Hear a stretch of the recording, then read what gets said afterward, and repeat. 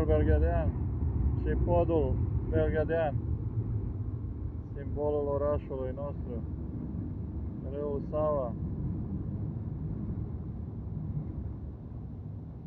niște bărci turistice aici, Belgrade Waterfront, foarte frumos aici.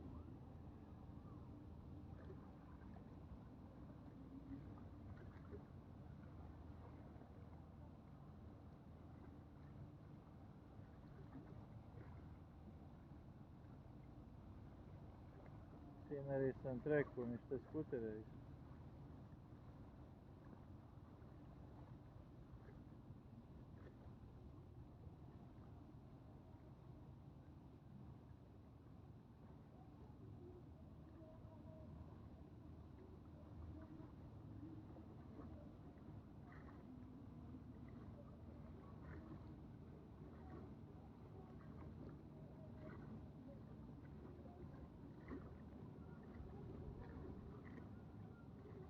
Distracție faină la Belgrad.